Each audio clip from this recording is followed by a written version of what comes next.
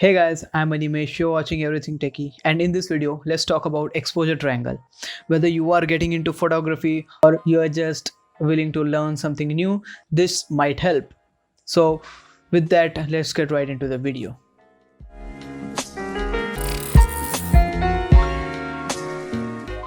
So, starting off with what exposure triangle is. Well, exposure triangle is the combination of three most important factors that decide the exposure or the nature of your image.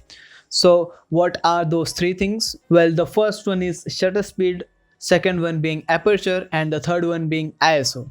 Let's jump into the first one, shutter speed, for now, and we'll get to the ISO part.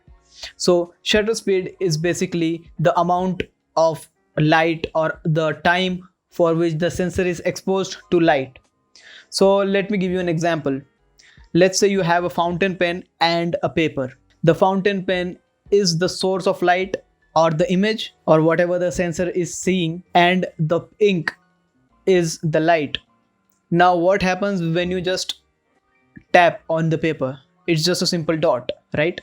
But when you tap and hold fountain pen on the paper, the ink starts to spread on other areas. In other words, more ink gets onto the paper. Why? Because the pen was held for more time on the paper. Now just replace paper with the sensor and the ink with the light. Now do remember that getting the most light will not just make your image great. The proper amount of light will make your image properly exposed. Well, the amount of time the pen is on the paper, or rather the sensor is exposed to light. Now the numbers are basically 1/100th of a second, 1/1500 of a second, 1/1000 of a second. Now typically if you want to freeze a motion, you'll have to go with a higher number shutter speed. Now understand that higher number shutter speed actually means lower in terms of the actual time. Like 1/100th of a second will be lower than 1/150th of a second. It is in fraction, so just remember that 1/100th of a second will take in more light, will expose the sensor to light for marginally more time than 1/150th of a second. So if you want to freeze motion, you'll have to go with a higher speed that freezes the motion, like in sports, in wildlife. However, when doing night photography or even astrophotography, you'll have to take exposures of 30 seconds, 1 minute or more. So it's not about just exposing the sensor for the most amount of time that you can, but to expose properly for the photograph or for the result that you're looking for. Now the second factor here is the aperture. So starting off with what aperture is. Aperture is the opening just in front of the sensor, and that opening decides how much light is actually passed through the lens to the sensor.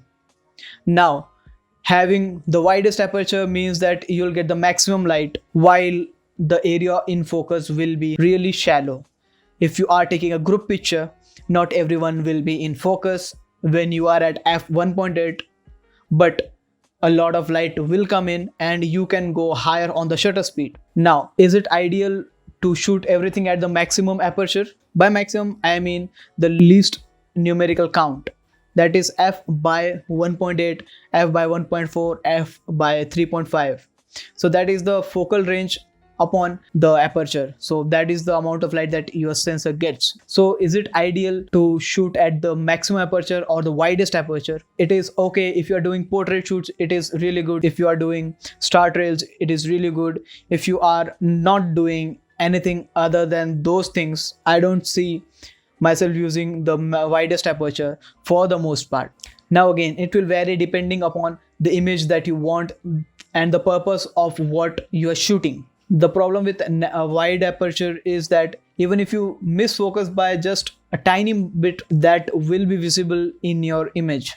So that is something that you should take a note of. Now the final thing is ISO. The first two factors, the shutter speed and aperture, are for the input that you want your sensor to have. However, the third factor, the ISO, you can basically say that it determines the output. It basically brightens up the image or it darkens the image.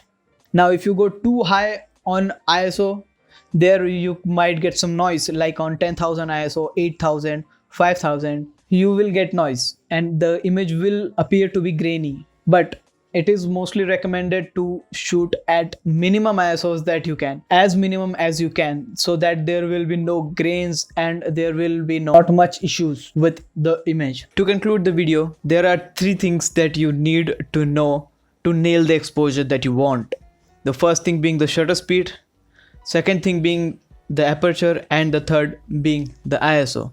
So that's it for this video. I hope you'll found it informative and liked it. If you did, show your support by hitting the like button, subscribe to the channel, share this video, turn on notifications, and leave comment on what you want to see next in this channel. So that's it. I'll see you guys in the next one. Till then, take care and have a nice day.